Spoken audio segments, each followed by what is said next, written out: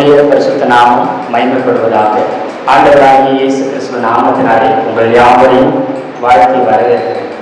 இன்றைய தியானத்துக்குன்னு கர்த்தருடைய வார்த்தைக்கு அடிப்படை வசனமாக ஒரு வசனத்தை நாங்கள் பார்க்க போகிறோம்.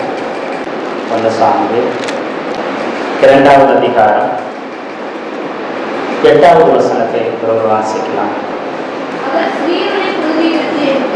அவர் சிறியவனை புழுதியிலிருந்து எடுத்து எளியவனை குப்பையில் இருந்து உயர்த்துகிறார்.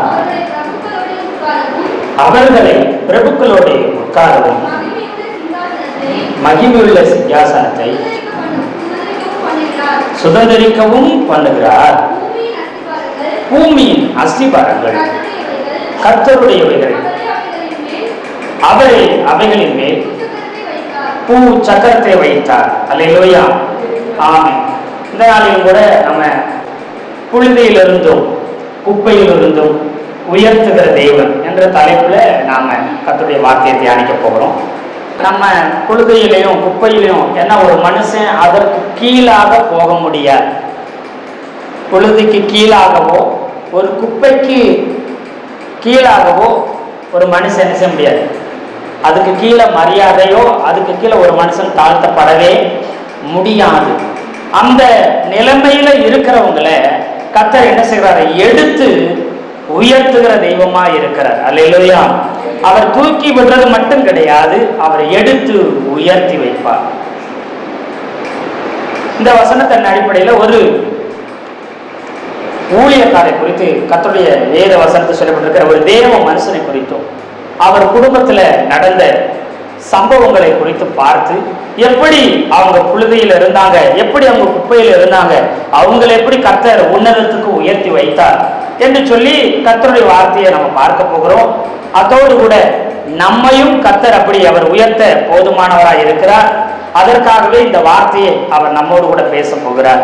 இந்த வசனத்தை நாம் எவ்வளவு கவனமா கேட்கிறோமோ, எவ்வளவு கவனமா கேட்டு ஆமேன் சோத்திரம் நீங்க சொல்றீங்களோ, சொல்லத்தான் என்ன செய்யணும்னா அதனுடைய ஆசீர்வாதம் உங்க சிரசின் மேல் வந்து இறங்கும். ஒரு தேவ மனிதர் பியா சொல்லுகிறார்.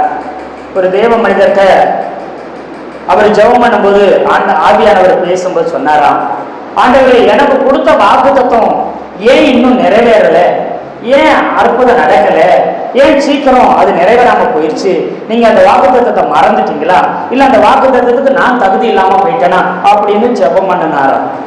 ஜெபம் பண்ணினதுக்கு ஆண்டவர் சொன்னாராம், ஆவியானவர் உணர்த்தும்போது அவர் சொல்லுகிறாராம், எத்தனையோ தடவை இந்த வாக்குத்தத்தத்தையோ ஒரு மீட்டிங்லயோ நீ பேசும் பொழுதோ அல்லது ஒரு மீட்டிங்ல நீ போய் கலந்து கொள்ளும் போதோ இந்த வசனம் வந்துச்சு, நீ வேதத்தை திருப்பும் போது இந்த வசனம் வந்துச்சு, அப்பெல்லாம் நீ படிக்கும் பொழுது இந்த வசனத்தை கேட்கும் பொழுது இந்த வசனத்தை பார்க்கும்போது ஆமென் அப்படியே ஆகக்கடவுள் நீ சொல்லவே இல்லை. அப்படி சொல்லாதனாலதான் இதுவரைக்கும் நிறைவேறாம இருக்குது அப்படின்னு ஆவியானவர் அந்த தேவ மனிதரிடம் பேசினாரா. நிறைய நேரத்துல இங்க இருந்து ஆண்டவர் என்ன செய்வாரு, வார்த்தை மூலமாய், பிரசங்கத்தின் மூலமாய், வசனத்தின் மூலமாய், பாடலின் மூலமாய், ஆராதனையின் மூலமாய் என்ன செய்வாரு, பேசுவார். அப்ப பேசும்போது உடனே ஆமென் ஆண்டவரே அப்படியே ஆகட்டும் ஆண்டவரே, ஸ்தோத்திரம் ஆண்டவரே, நன்றி ஆண்டவரேன்னு சொல்ல பழகணும். அதை விட்டுட்டு உம்மனா மூஞ்சி மாதிரி இருந்தோம்னா ஒரு வாக்குத்தத்தமும் நிறைவேறாது, ஒரு ஆசீர்வாதமும் வராது. இன்னைக்கு ஆராதனையில பாடும்போது ஒரு பாடல் வரி அப்பா நான் நம்பத்தக்கத அந்த பாட்டுன்னு நினைக்கிறேன். அந்த பாட்டுல கண்ணீரோடு அந்த லைன் இருக்கா, கண்ணீரோடு விதைக்கிறவர். நான் இங்க நிற்கும் பொழுது ஆண்டவர் சொல்றாரு, நீ கண்ணீரோட விதைச்சத கம்பீரத்தோட அறுவடை பண்ண போற அப்படின்னு என்ன செய்றாங்க, பாடும்போது பாடலர் மூலமா என்ன செய்யற ஆண்டவர் எனக்கு பேசுகிற உடனே நாமே ஆண்டவரே சோத்திர ஆண்டவரே நன்றி ஆண்டவரேன்னு சொன்னேன். நம்ம பாட்டையும் கவனிக்கிறது இல்லை, பாட்டு வரியும் பாடுறது இல்லை, என்ன செய்யறது இல்லை, இங்கேயே இருக்கிறது இல்லை, சரீரம் மட்டும் இங்க இருக்குது. அப்போ ஒவ்வொரு பாடல் வரியும் நம்ம கவனிச்சு உள்வாங்கி சோத்திரம் பண்ணி பாடணும். பாடும்போது கூட கர்த்தர் பேசுவார், ஜெபம் பண்ணும் போது கூட பாசமா ஜெபம் பண்றாங்கன்னா அந்த ஜெபத்துல இருந்து கூட கர்த்தர் என்ன செய்வாரு, அந்த வசனத்தை ஏதாவது ஒரு வசனத்தை சொல்லி ஜெபம் பண்றா அந்த வசனத்தின் மூலமாக பேசுவார். ஆனா உங்ககிட்ட பேசாம, உங்ககிட்ட இடைவிடாம ஒரு நாளும் ஆண்டவர் உங்களை சும்மாவோ வெறுமனே அனுப்புறதே கிடையாது. ஆனா அவருடைய சத்தத்துக்கு செவி கொடுக்கிறதும் செவி சாய்க்கிறதும் இல்லை. சின்ன குழந்தையா இருந்தாலும், விவரமறியாத பருவமா இருந்தாலும் கர்த்தருடைய சத்தத்தை சாமுவேல் கேட்டான். கர்த்தர் பேசுறாருன்னு விவரமே தெரியாது, அவ்வளவு பெரிய குழந்தையா இருக்கிறாங்க, சின்ன குழந்தையா. அப்படி இருக்கும்போது கர்த்தர் அவனோடு பேசுகிறார். அந்த சத்தத்தை அவன் கேட்டு ஊழியக்காரர் தான் பேசுகிறார் என்று சொல்லி என்ன செய்கிறார்? இதோ என்னை கூப்பிட்டீரே, என்னை கூப்பிட்டீரேன்னு போய் நிக்கிற அப்படி ஊழியக்காரர்கிட்ட. இன்னைக்கு கர்த்தர் ஊழியக்காரர் மூலம் பேசினாலும் சரி, ஊழியக்கார் தேவனே நேரடியா பேசினாலும் சரி, எப்படி பேசினாலும் நம்ம என்ன செய்யறது இல்லை, கேட்கறதே இல்லை. ஏலிக்கு கூட அந்த சத்தம் கேட்கல, அவர் படுத்திருக்கிறாரு, அவருக்கு கூட அந்த சத்தம் என்ன செய்யல, கர்த்தருடைய சத்தம். நிறைய நேரத்துல ஊழியக்காரருக்கு கேட்காத சத்தம் கூட யாருக்கு கேட்குமா? உங்களுக்கு கேட்கும். கர்த்தருடைய சத்தம் நேரடியா உங்களுக்கு நேர கர்த்தர் அனுப்பவர் போதுமானவராக இருக்கிறார், அதில் அவர் பிரியப்படுகிறார். ஊழியக்காரர் மூலமும் கர்த்தர் பேசுவார். அதனால பாஸ்டர் பிரசங்கம் பண்ணா மட்டும்தான் ஆண்டவர் பேசுவாருன்னு என்ன செஞ்சிடக்கூடாது. சாதாரண ஒரு சின்ன பிள்ளைகளோ சாதாரண விசுவாசியோ யாரா இருந்தாலும் அவங்க ஜெபிக்கிற வேலையில கூட கர்த்தர் உங்ககிட்ட பேசுவார். ஆராதனையில சோத்திரம் சோத்திரம் சோத்திரம், உயர்ந்தவரே சோத்திரம், கண்ணீரை துடைக்கிறவரே சோத்திரம் கூட சொல்லிட்டு இருப்பாங்க. நீ கண்ணீரோட வந்திருப்ப, அந்த சோத்திரம் கூட உங்ககிட்ட பேசும். அதனாலதான் ஆலயத்துக்குள்ள வந்த நொடியிலிருந்து, ஆலயத்திலிருந்து நீ வெளியில போகிற நொடி வரைக்கும் இங்க இருந்து தொனிக்கப்படுகிற ஒவ்வொரு சத்தத்தையும், ஒவ்வொரு வார்த்தையும், ஒவ்வொரு ஸ்தோத்திரத்தையும், ஏறெடுக்கிற ஒவ்வொரு ஜெபங்களையும், சொல்லப்படுகிற ஒவ்வொரு சாட்சியும் கூட நீ கவனமாய் செய்து கொடுத்து கேள். கர்த்தர் உங்ககிட்ட பேசாம ஒரு நாள் இருக்க போவது இல்லை. இன்றைக்கு கர்த்தர் உங்களோட பேச விரும்புகிறார். நிறைய நேரத்துல எல்லா சபைகளிலும் அதிகமா ஒரே ஒரு பேர் இருக்கும். என்ன பேர் தெரியுமா? சபையில ஊழியக்கார பிள்ளைகளா இருக்கட்டும், விசுவாச பிள்ளைகளா இருக்கட்டும், குழந்தைங்க கொஞ்ச காலம் இல்லாம லேட்டா பிறக்கிறதா இருக்கட்டும், நீங்க மேக்சிமம் கவனிச்சீங்கன்னா ஒரு பேர் இல்லாம இருக்காது. அதிகமா கிறிஸ்தவத்துல பயன்படுத்தப்படுகிற பேர் அப்படின்னு சொல்லி நீங்க ஆராய்ச்சி செஞ்சோ நீங்க கவனிச்சு பார்த்தீங்கன்னா என்ன பேருக்கு தெரியுமா? சாமுவேல். சாம், சாமுனால எதான் குறிக்குது? சாமுவேல், சாம், சாமுவேல். இல்ல சாம கூட சேர்த்திருப்பாங்க, வேற பேருக்கு கூட சாம் அப்படி சேர்த்திருப்பாங்க, முன்னாடியும் பின்னாடியும். அந்த பேருக்கு பஞ்சமே இருக்கிறது இல்லை. ஆனா அந்த பேருடைய அர்த்தம் நிறைய பேருக்கு தெரியறது இல்லை. சாமுவேல் சொன்ன என்ன அர்த்தம் தெரியுமா? தேவனிடம் கேட்டு பெற்று கொண்டதுன்னு அர்த்தம். சாமுவேல்னா என்ன அர்த்தம்? தேவனிடம் கேட்டு பெற்று கொண்டதுதான். சவுல்னா கேட்டு பெற்று கொண்டதுன்னு அர்த்தம். சாமுவேல்னா தேவனிடம் கேட்டு பெற்று கொண்டது. பேரு வைக்கிறோம், பேர் வச்சா கூட பிள்ளைங்க சாமுவேலா வாழ்ந்துருவாங்களா? முடியாது. உங்க பிள்ளைங்க சாமுவேலா இருக்கணும்னு சொன்னா நீங்க அண்ணாலா இருக்கணும். நிச்சயமாகவே நான் நம்புறேன், யாரெல்லாம் தேவனுடைய ஊழியத்தை செய்கிறாங்களோ, தேவனுடைய ஊழியத்தை செய்யறாங்கன்னா, அந்த சாமுவேலா இருந்து அவங்க செய்யறாங்கன்னா அதுக்கு முக்கிய காரணம் சாமுவேல் கிடையாது, ஒரு அண்ணாள், அவங்க தாயார் இருப்பாங்க. இங்க பாஸ்டர் ஊழியக்காரா இருக்கிறாருன்னா அதுக்கு பின்னாடி யார் இருந்திருப்பாங்க? ஒரு அண்ணாள் அம்மா இருந்திருப்பாங்க. அது யாரா இருந்திருக்கும்? பாஸ்டருடைய தாயாரா இருப்பாங்க. நீங்க உங்க பிள்ளைங்க கர்த்தருக்காக எழும்பி பிரகாசிக்கணும், ஊழியம் செய்யணும், தேசத்தை கலக்கணும், கர்த்தருடைய நாமத்தை பிரஸ்தாபப்படுத்துகிறவர்களா, தேவனுடைய ராஜ்யத்தை கட்டி எழுப்புறவங்களா அவங்க மரணம்னு சொன்னா அது உங்க கையில இருக்குது. நீங்க அண்ணாளாய் எழும்ப வேண்டும், அண்ணாளாய் தேவனுடைய சமூகத்துல நிற்க வேண்டும். அப்ப உங்க பிள்ளைங்க எந்த நிலைமையில இருந்தாலும் சரி, உங்களுடைய ஜெபத்தின் நிமித்தம், உங்களுடைய வைராக்கியத்தின் நிமித்தம், உங்களுடைய விசுவாசத்தின் நிமித்தம், உங்களுடைய விண்ணப்பத்தை நிமித்தம் உங்க பிள்ளைங்க நிச்சயமாய் சாமுவேலாய் எழுப்புவார்கள். அப்புறம் சொல்லுவாங்க, தான் முதல் பெயர் சபா வரைக்கும் சாமுவேல் தீர்க்கதரிசி தான் சொல்லி தேசமே சொல்ல ஆரம்பிக்கும். அந்த சாமுவேலை குறித்து தான் இன்னைக்கு நம்ம பார்க்க போகிறோம். கர்த்தருடைய நல்ல நாமம் மகிமைப்படும். 1 சாமுவேல் 1வது அதிகாரத்துல 1வது வசனம் 2வது வசனத்தை வாசிக்கும்படி உங்களுக்கு கேட்கிறேன்.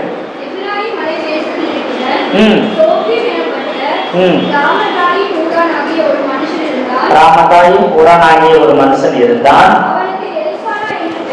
அவனுக்கு எல்கானா என்று பேர். எப்ராயிமியனாகிய தோகுவின் குமாரனாகிய எரோகாமின் புத்திரனாய் இருந்தார். 2வது வசனம், அவனுக்கு 2 மனைவிகள் இருந்தார்கள். ஒருத்தி பேர் அன்னாள், மற்றவள் பேர் பெண்ணினாள். பெண்ணினாளுக்கு பிள்ளைகள் இருந்தார்கள், அன்னாளுக்கோ பிள்ளைகள் இல்லை. இப்போ சாமுவேல் அப்படிங்கிற தேவ மனிதனுடைய பின்னணியை பார்த்தா அவங்க அப்பா பேர் என்ன பேருங்களா? எல்கானா. அவங்க எங்க இருந்தாங்களா? எப்ராயிம் மலை தேசத்தில் என்ன செய்தாங்க?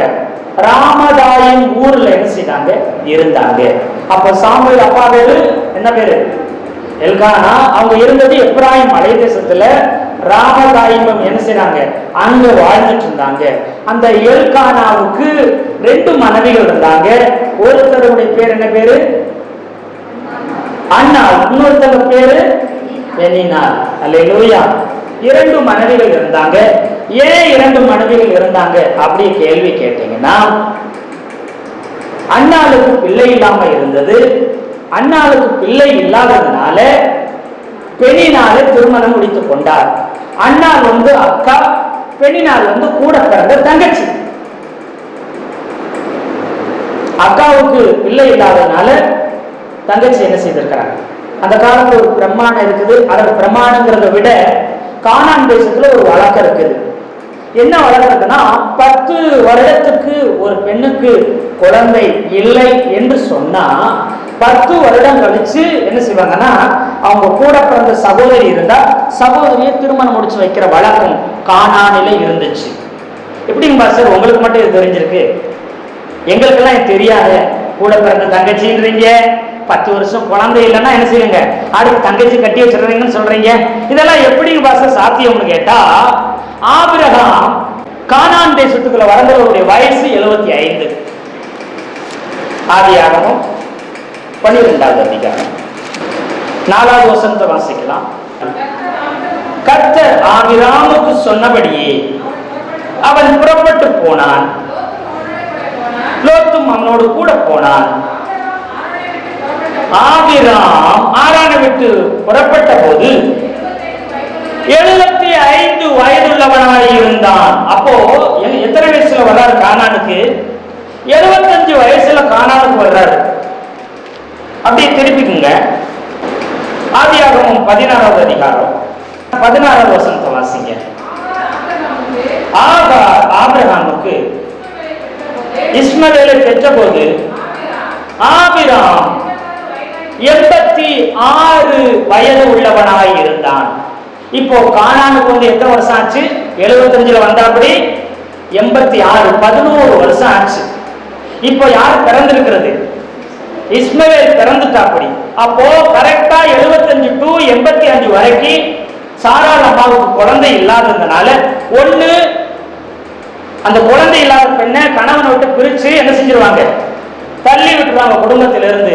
அப்படி இல்லைன்னு சொன்னா தன்னுடைய சகோதரிகளையோ தன்னுடைய சொந்த பந்தத்தில் உள்ள ஒரு பெண்ணை என்ன செய்யணும்? அந்த பெண்ணை என்ன செய்யணும்? குழந்தை இல்லாத பெண் என்ன செய்யணும்? தான் கணவருக்கு இன்னொரு பெண்ணை திருமணம் முடிச்சு வச்சா அந்த குடும்பத்துல இருந்துக்கலாம். இல்ல அப்படியெல்லாம் முடியாது, இந்த பெண்ணை தள்ளி விட்டுட்டு என்ன செய்வாங்க? வேறொரு பெண்ணுக்கு திருமணம் முடிச்சு வச்சிருவாங்க. அதனாலதான் சாராள் அம்மா தன் வீட்டுக்கார விட்டு பிரிச்சிருவாங்க. இந்த கானான் தேசத்தை வழக்கத்தின்படி நம்ம கணவனை விட்டு குடும்பத்தை விட்டு பிரிச்சிருவாங்க. அதனால என்ன செஞ்சு தன்னுடைய வேலைக்காரியா இருந்த ஆகாரை கூப்பிட்டு யாருக்கு திருமணம் முடிச்சு வச்சிச்சு? ஆபிரகாமுக்கு திருமணம் முடிச்சு வச்சிச்சு. அப்படி ஒரு வழக்கம் இருக்குது. அது போலதான் அண்ணாளுக்கு குழந்தை இல்லை. 10 வருஷம் ஆனதுக்கு அப்புறம் அவருடைய கூட பிறந்த சகோதரியா இருந்த தங்கச்சிய என்ன செய்றாங்க? திருமணம் முடிச்சு வைக்கிறாங்க. அது பேரை பார்த்தாலே உங்களுக்கு தெரியும், அன்னாள் பெண்ணினாள். பேரிலே அந்த ஒரு ரைமிங்கா ஒரு அர்த்தம் உள்ள பாருங்க. அன்னாள் என்று சொன்னா கிருபை, கிருபை உள்ளவள் அப்படின்னு அர்த்தம். இங்க பெண்ணினாள் என்று சொன்னா விலையேற பெற்ற முத்துன்னு அர்த்தம். பேருடைய அர்த்தம் ஒவ்வொரு பேருக்கும் அர்த்தம் இருக்கு. பிள்ளைகளுக்கு பேர் வைக்கும் போது அர்த்தம் தெரிஞ்சு பேர் வைக்கணும். அர்த்தம் தெரியாம நினைச்சிட்டு கூட பேர் வச்சிடவே கூடாது. கலையிலேயே சொல்லுங்களேன். நம்ம பேரை போல பிள்ளைங்க ஆயிடும். அவன் பேரை போல அவனும் இருக்கிறான் அப்படி யார் சொல்றது? அபிகாயில் சொல்லும் தன் கணவன் நாபாலை பார்த்து, நாபால் என்று சொன்னால் முட்டாள்னு அர்த்தம். அவன் பேரை போலவே அவன் முட்டாளா இருக்கிறான். அப்படி தாவீது கிட்ட போய் என்ன செய்வா? அப்படி இந்த அபிகாயில் அம்மா சொல்லி தாவீது கோபத்தை சாந்தப்படுத்தும். அப்ப பேர் வைக்கும் எப்படி இருக்கணும்? அர்த்தம் தெரிந்து பிள்ளைகளுக்கு பேரிட வேண்டும். அதற்கு பேர் என்பது மிகவும் முக்கியமான ஒன்றாக இருக்குது. கர்த்தர் உங்களை ஆசீர்வதிப்பாராக. 1 சாமுவேல் 1வது அதிகாரம் 8வது வசனத்தை வாசிக்கலாம். அவள் புருஷனாகிய எல்கானா அவளை பார்த்து, அண்ணாளே ஏன் அழுகிறாய்? ஏன் சாப்பிடாதிருக்கிறாய்? ஏன் சஞ்சலப்படுகிறாய்? 10 குமாரரை பார்க்கிலும் நான் உனக்கு அதிகம் அல்லவா என்றார். அப்படின்னா என்ன அர்த்தம்னா, ஆல்ரெடி யாரை பார்த்து அழுதுட்டு இருக்கிற? அப்படி என் தங்கச்சிக்கு என் சகோதரிக்கு குமாரர்கள் இருக்கிறாங்க, பிள்ளைங்க இருக்குது, என்னை அவன் மனமடிவா ஆக்குறான், என்னை ஒவ்வொரு தடையும் வேதனைப்படுத்திட்டு இருக்கிறான்னு சொல்லி கண்ணீரோடே வந்து அழுதுட்டு இருக்கார். ஒரு ஆறுதல் படுத்தார் வீட்டுக்காரு. 10 பிள்ளைங்க இருந்தா என்ன, அதை விட நீ எனக்கு ரொம்ப பெருசு அப்படின்னு யார் ஆறுதல் படுத்திட்டு இருக்கிறாங்க? அண்ணால எல்கானா என்ன செய்யற? அப்படி வந்து ஆறுதல் படுத்தி கொண்டிருக்கிறார். என்னனால 10 குமாரர்கள் 10 பிள்ளைங்க இருக்கிறாங்க. இந்த அம்மாவுக்கு என்ன செய்யல? குழந்தைகள் இல்லை. ஏன் குழந்தைகள் இல்லை அப்படின்னு நீங்க பாருங்க. 5வது வசனம், அந்த அதிகாரத்துல 5வது வசனம். அண்ணாளை சிநேகித்தபடியால் அண்ணாளுக்கு என்ன செய்ய? எல்கானா ரொம்ப அவன் சிநேகிச்சனால 2 மடங்கு பங்கு கொடுப்பான். கர்த்தரோ அவள் கற்பத்தை என்ன செய்திருந்தாங்களா? யார் அடைத்திருந்ததா? கர்த்தரே கற்பத்தை அடைத்திருந்தாரா? ஒரு நாள் இல்ல, ஒரு மாசம் இல்ல, ஒரு வருஷம் இல்ல, 5 வருஷம் இல்ல, 10 வருஷம் இல்ல, இதுக்கும் 10 குழந்தை பிறந்திருக்குது. ஆல்ரெடி 10 வருஷம் பிள்ளை இல்ல, அடுத்து தங்கச்சிக்கு சகோதரிக்கு 10 குழந்தைங்க பிறந்திருக்குது. ஏறக்குறைய 20 வருஷம் குறைஞ்சபட்சம் கர்த்தர் அடைச்சு வச்சிருந்தா. இப்போ இங்க நீங்க 1வது வசனம் வாசிக்கும் போது அவனுடைய இவனுடைய இவனுடைய அவனுடைய மகன் அப்படி சொல்லி ஒரு வம்ச வரலாறே சொல்ற மாதிரி சொல்லுதான். நிறைய பேருக்கு தெரியாது, சாமுவேல் தீர்க்கதரிசி ஊழியக்காரனாய் ஊழியம் செஞ்சான். ஆனா அவன் என்ன கோத்திரம்னு கேட்டா எப்ராயிம் கோத்திரம்னு சொல்லுவாங்க. இங்க இருக்குது எப்ராயிம் மலை தேசத்துல இருந்தான். அவன் எப்ராயிமியனாய் இருந்தான். அதனால அவனுடைய கோத்திரம் என்ன கோத்திரமா? சாமுவேல் என்ன கோத்திரம்? அவங்க அப்பா என்ன கோத்திரம்? எப்ராயிம். ஆனா சாமுவேல் எப்ராயிம் கோத்திரம் கிடையாது. அவன் ஒரு லேவி கோத்திரம். தெரிஞ்சுக்குங்க. 1 நாளாகும் 6வது அதிகாரம் 33 இருந்து வாசிங்க. கோகாத்தியரின் குமாரரில் ஏமான் என்னும் பாடகன். இவன் யோவேலின் குமாரன். இவன் யாருடைய குமாரனா? சாமுவேலின் குமாரன். சாமுவேலுடைய அப்பா யாரு? எல்கானாவின் குமாரன் சாமுவேல். எரோகாமின் குமாரன். இவன் தோவாகின் குமாரன்.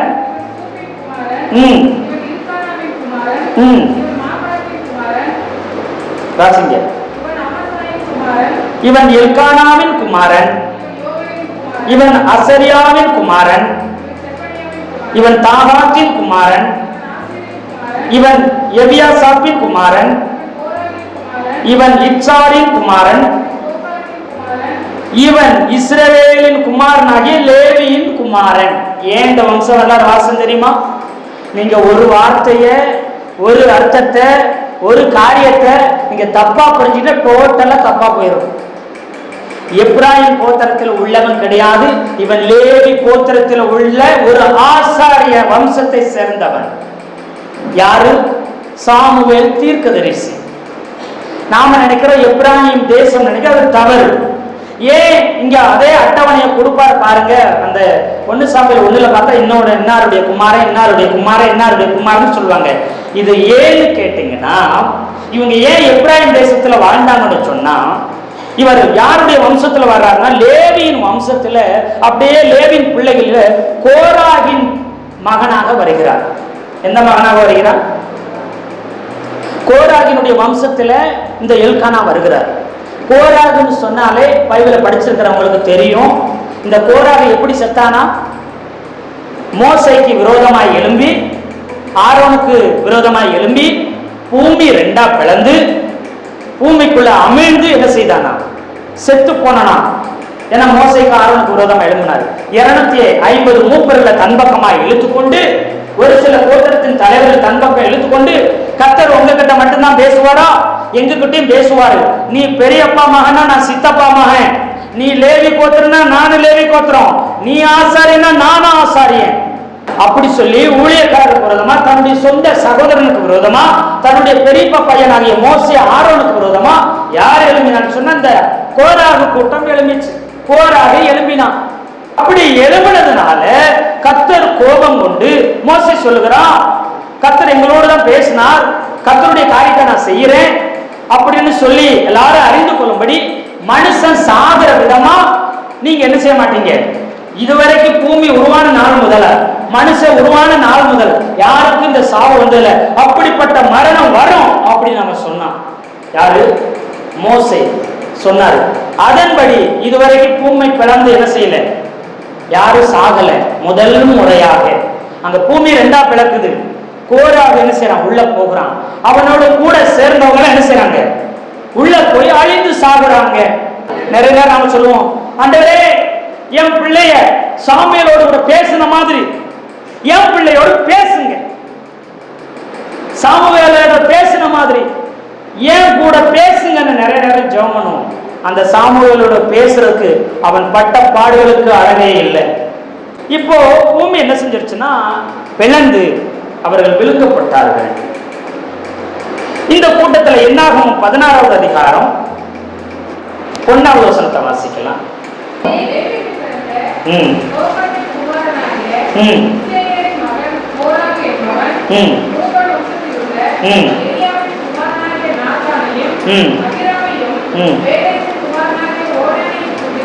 கூட்டிக் கொண்டு இப்போ மோசேக்கு விரோதமா, தேவனுடைய ஊழியக்காரருக்கு விரோதமா, தேவனுக்கு விரோதமா ஒரு கூட்டம் எழும்புறாங்க. யார் யாரு?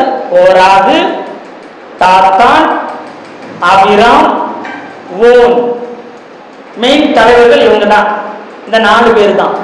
இன்னைக்கும் நீங்க சபையில பார்க்கலாம், கோராக பார்க்கலாம், தாத்தான பார்க்கலாம், அபிராம பார்க்கலாம், ஓனையும் பார்க்கலாம்.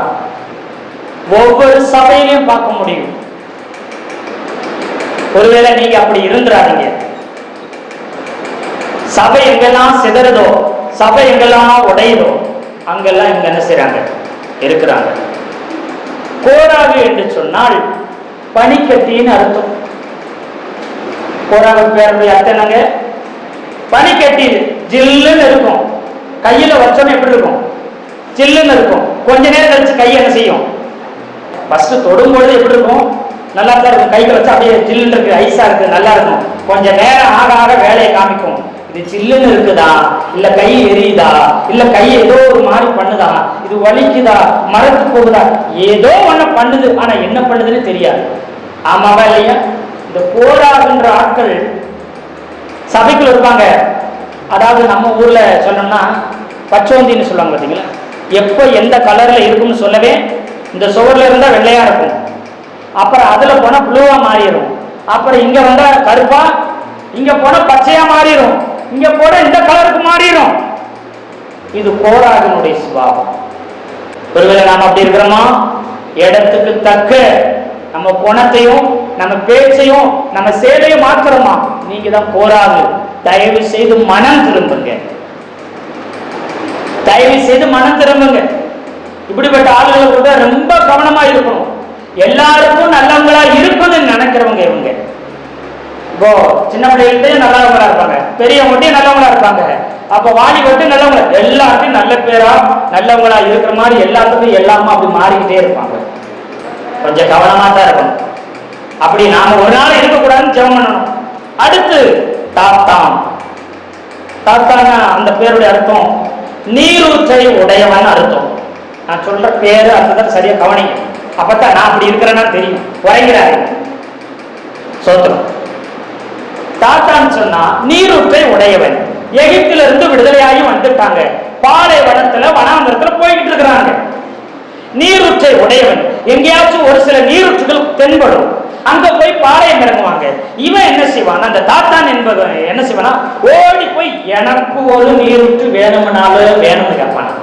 ஐயா இத்தனை லட்சம் பேர் இருக்கிறாங்க, இம்பிட்டு பேருக்கு நீரூற்று கம்மியா தான் இருக்குது, இதுல உனக்கு ஒண்ணு வேணும்னு சொல்றிய, தனியா ஒண்ணு வேணும்னு சொல்றிய, எப்படி அப்படின்னு கேட்டா, அதெல்லாம் எனக்கு தெரியாது, எனக்கு ஒண்ணு தனியா தந்தாரு தரணும்பாங்க. இவங்க யாருன்னா சுயநலவாதிங்க. தாத்தான போன்றவங்க சுயநலமா தான் இருப்பாங்க. குடும்பத்துக்குள்ள இருக்காங்களா தெரியாது, சபைக்குள்ள இருக்கிறாங்களா தெரியாது, நம்ம சுற்றி இருக்கிறாங்களா தெரியாது. கவனமா கவனிக்கணும்.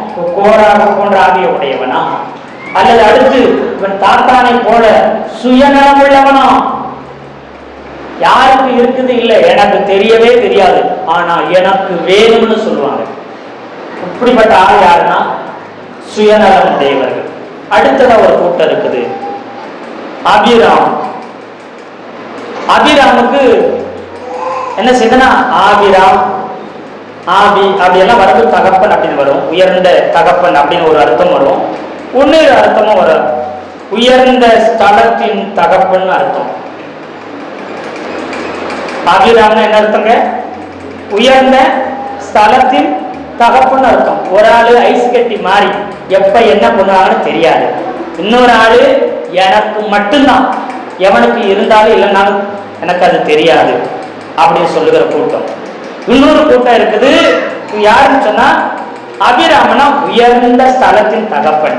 இப்போ வனாந்திரத்துல போகும் பொழுது அங்க அதிகமான காற்று அடிக்கும், காற்று அடிச்சு அடிச்சு ஒரு பக்கத்துல இருக்கிற மண்ணை கொண்டு போய் என்ன செய்யும், இன்னொரு பக்கத்துல சின்ன மேடு மாதிரி திட்டு மாதிரி ஆக்கிறோம், அடுத்து கொஞ்சம் பள்ளமா இருக்கும், அடுத்து மேடு இருக்கும். இப்படித்தான் என்ன செய்யணும்னா அங்க பாலைவன பகுதி இருக்கும், திடீர்னு ஒரு மண் மேடு அப்புறம் பள்ளம், ஒரு மண் மேடு பள்ளம் அப்படி இருக்கும், அங்க திட்டு திட்டா சேர்த்து வச்சுட்டு போயிடும். இந்த அபிராமி என்ன செய்வேன்னா ஓடி போய் மேட்டுல தான் நான் இருப்பேன் அப்படின்னு உட்காந்துக்கிடுவாங்க. எப்ப போன பாலைவனம் முதல் மேட்டுல இருந்த பாவத்தை கொஞ்சம் பள்ளத்துல இரு, இவங்க கொஞ்சம் மேட்டுல, எங்க போனாலும் மேட்டுல தான் நான் உட்காந்துருப்பேன் அப்படிமா. இந்த ஆவியை பார்த்தீங்கன்னா, இந்த ஆளை பார்த்தீங்கன்னா எங்க போனாலும் எனக்கு பாட்டு கொடுக்கணும், எனக்கு ஜெபம் கொடுக்கணும், எனக்கு ஆராதனை கொடுக்கணும், என்னை தான் மேல தூக்கி வைக்கணும், என்ன பண்ணாலும் என்ன செய்யணும், நான் அங்க இருக்கணும், எங்க மேட்டுல என்ன உயரமா இருக்கணும். இப்படி விரும்புகிற ஒரு கூட்டம் இருப்பாங்க, எப்பயுமே உயர்ந்த ஸ்தானத்தை அவங்க விரும்பிக்கிட்டே இருப்பாங்க. அடுத்த ஒரு கூட்டம் இருக்குது ஓன். இந்த ஓன் என்று சொன்னா வெளிச்சத்தை பிரசித்தப்படுத்துறவன் அர்த்தம். எல்லாம் கவனிக்கிறீங்களா, வெளிச்சத்தை பிரசித்தப்படுத்துகிறவன். வெளிச்சத்தை பிரசித்தப்படுத்துறதுன்னா இவன் எப்பயுமே மற்றவங்களும் என்னை பத்தி தான் பேசணும், இவரை யாரை பத்தி தான் பேசிட்டு இருப்பா. அப்படி நான் யார் தெரியுமா, நான் எப்படி தெரியுமா, நான் என்னதான் பண்ணிருக்கேன் தெரியுமா, என்னுடைய அனுபவம் என்ன தெரியுமா, அப்படியே பேசிட்டு இருப்பாங்க. ஆனா அவரை பார்த்தாலும் அவரை பத்தி தெரியுமா, இவரை பத்தி தெரியுமா, அவரை பத்தி தான் பேசணும், வேற யாருக்கு பத்தியும் பேசக்கூடாது. கர்த்தருடைய வெளிச்சத்தை கிடையாது, தன்னை பற்றியே பிரசித்தப்படுத்திக்கிட்டு இருப்பான். அப்படி இப்படின்னு பேசிட்டு பெருமை பாராட்டிக்கிட்டே இருப்பாங்க. இப்படி ஒரு கூட்டம் இருக்கும். இப்படிப்பட்டவங்க தான் தேவனுக்கு விரோதமாக, தேவனுடைய சபைக்கு விரோதமாக, தேவனுடைய ஊழியத்துக்கு விரோதமாக, தேவனுடைய சித்தத்துக்கும் திட்டத்துக்கும் விரோதமாய் கலகம் பண்ணுகிற கூட்டம்.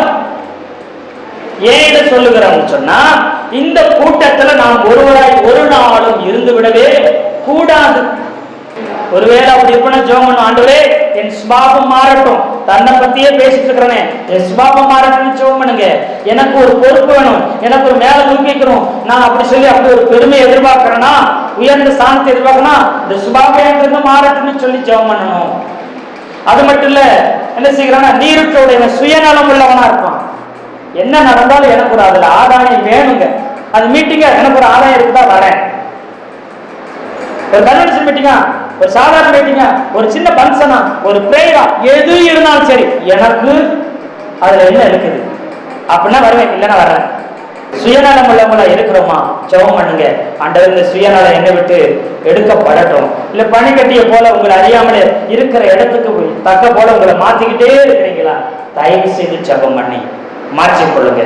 ஒருவேளை அப்படிப்பட்டவர்கள் உங்க கண்ணில் படுறாங்கன்னா அவங்களுக்காக அவங்க சொல்லாதீங்க, அவங்களுக்காக ஜெபம் பண்ணுங்க. அப்படி செய்யும் பொழுது சபைக்குள்ள இருக்கிற குள்ள நரிகளும் குழி நரிகளும் மறைந்திருந்து தாக்குற அமலேக்கிய ஆவிகளும் சபையை விட்டு குடும்பத்தை விட்டு வெளியேறிவிடும். குழப்பம் வராது. அமலேக்கியன் எப்பயுமே பின்னாடி இருந்து மறைஞ்சிருந்தே தான் தாக்குவான். அந்த சுபாவம் முதுகுக்கு பின்னாடியே தான் பேசுவாங்க. நேரடியா ஆஹா ஓஹோ அப்படிமா அந்த ஆளு கிடக்குறா அப்படி வேற வேலையே இல்லை. அப்புறம் அப்படி பேசுறீங்க வேற என்ன பண்றது அப்படின்னா இந்த சுபாவங்கள் நம்மை விட்டும் நம்ம குடும்பத்தை விட்டும் நம்முடைய சபையை விட்டும் வெளியேற வேண்டும். இதற்காக என்ன செய்யணும்? நாம் ஒவ்வொருவரும் ஜெபிக்க வேணும். நம்ம குடும்பம் சந்தோஷமா சமாதானமா இருக்கணும்னா, நம்ம குடும்பம் ஆசீர்வாதமா இருக்கணும், தேவனுடைய சித்தத்தை நம்ம செய்யணும்னா, இப்படிப்பட்ட ஆவிகள் நம்ம குடும்பத்தில் இருக்குதான்னு நம்ம ஆராய்ஞ்சு அறிஞ்சு ஜெபம் பண்ணணும். நம்முடைய சபைகள் அப்படி இருக்குதா ஜெபம் பண்ணணும். வளர்ந்து பெருக விடாதபடி, ஆசீர்வதிக்கப்பட விடாதபடி, சமாதானமாய் இருக்க விடாதபடி, சந்தோஷமாய் இருக்க விடாதபடி, இப்படிப்பட்ட ஆவிகள் எப்பயும் கலகம் பண்ணி கொண்டே இருக்கும். இது இல்லாதபடி வேறறுக்கப்பட வேண்டியதாக இருக்கிறது. இப்போ இப்படிப்பட்டவர்கள் மூலம் கலகம் நடக்குது. பூமி பிளந்து விழுங்கப்பட்டு மறிக்கிறாங்க. அப்புறம் இவங்க மறிச்ச உடனே என்ன ஆகுதுன்னா, ஆனா அவங்க பிள்ளைங்க மட்டும் என்ன செய்யல, மறிக்காம இருக்கிறாங்க. அதுக்கும் வசனம் இருக்குது. என்னாகமத்தில் என்ன செய்யணும் வசனம் இருக்கு பாருங்க. என்னாகமம் 26:11 வாசிங்க. கோராகின் குமாரரோ சாகவில்லை. அப்போதுங்க அப்போ மேல சொல்லிருக்கு பாருங்க 10ஆவதுல, பூமி தன் வாயை திறந்து அவர்களையும் கோராகையும் என்ன செஞ்சிருச்சு விழுங்கினதுனாலும் அக்னி 250 பேரை பட்சித்ததுனாலும் அந்த கூட்டத்தார் செத்து ஒரு அடையாளம் ஆனார்கள். கோராகின் குமாரரோ சாகவில்லை. கோராக தான் செத்துருந்தான், அவருடைய சந்ததி சாகல. நீங்க கேட்கலாம், கோராகே செத்துட்டாருன்னா அவர் வம்சம் எப்படிங்க தப்பிச்சு வந்துச்சு, எப்படிங்க சாமுவேல் வந்தாங்கன்னு ஒரு கேள்வி வரும். அல்லையே சொல்லுங்களேன். குமாரர்கள் சாகாம இருந்தாங்க. இப்போ என்ன ஆச்சுன்னா, ஊழியக்கார் மோசேயோ யோசுவாவோ மற்ற தலைவர்களோ யாரும் ஒதுக்கி வைக்கல. இப்ப சொல்லிட்டாங்க, மனுஷன் சாகிற விதமா சாகாதபடி ஒரு சாபமான மரணம் இந்த கூட்டத்துக்கு வந்ததுனால இவங்களுக்கு கானான் போன உடனே இவங்களுக்கு சுதந்திரம் கொடுக்க கூடாது. பூமி தானே இவங்களை விழுங்கி போடுச்சு, இவங்களுக்கு சொந்த பூமி கொடுக்க கூடாது. இவங்க பரதேசியாக நாடோடியாக அலைந்து திரியணும், சொந்தமா இடம் கொடுக்க கூடாதுன்னு முடிவு பண்ணிட்டாங்க. இந்த சம்பவம் நடந்ததுக்கு அப்புறம் இவங்க லேவி கோத்திரம் 12 கோத்திரத்துல மிகவும் விலையேறப்பட்ட மதிப்புமிக்க உயர்ந்த கோத்திரம் என்று சொல்லப்படுகிற கோத்திரம் எதுனா லேவி கோத்திரம் தான். அதுக்கப்புறம் ஒரு பெரிய மதிப்பு மரியாதை உடைய கோத்திரம் யூதா கோத்திரம். ஒருத்தர் யூத கோத்திரத்துல பிறந்துட்டாலோ ஒருத்தர் லேவியரை பிறந்துட்டாலோ அந்த தேசமே உங்களுக்கு மரியாதை கொடுக்குமா? அப்படிப்பட்ட கோத்திரத்துல பிறந்தவங்களுக்கு சுதந்திரம் கொடுக்கப்படவில்லை. தேசம் ஜனங்கள் தள்ளி வச்சுட்டாங்க. கர்த்தரோ தலைவர்களோ தள்ளி வைக்கல, ஜனங்களே இவங்களை தள்ளி வச்சுட்டாங்க. உங்களுக்கு எந்த சுதந்திரம் கிடையாது, எந்த நன்மையான காரியத்தில் இவங்க பங்கு கொள்ளவே முடியாது. அல்லேலூயா சொல்லுங்களேன். அல்லேலூயா. பாருங்க, என்னாகமோ 16:31 32.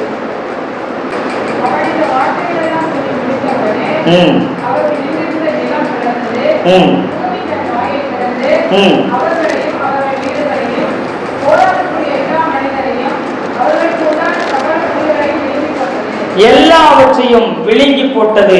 கர்த்தருடைய ஊழியக்காரருக்கு விரோதமா, கர்த்தருடைய ஊழியத்துக்கு விரோதமா, கர்த்தருடைய சித்தத்துக்கு விரோதமா, கர்த்தருக்கு விரோதமா ஒரு நாளும் நாம் அறியாமையில கூட என்ன செஞ்சிடக்கூடாது, ஒரு நாளும் விரோதமா பேசுறவோ ஒரு நாளும் விரோதமா நம்ம என்ன செஞ்சிடக்கூடாது, எழுப்பி விடவே கூடாது. அல்லேலூயா. என்னாகும் 27 1ஆவது வசனத்தை வாசிக்கல.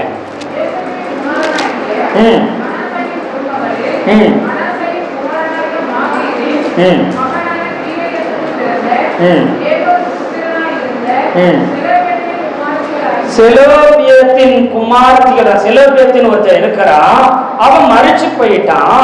அவனுக்கு என்ன செய்யறாங்கன்னா குமார்த்திகள் இருக்கிறாங்க, 5 பெண் பிள்ளைங்க இருக்கிறாங்க, ஆம்பளை பையன் இல்லைன்னு அது சொல்லுது. வாசிங்க.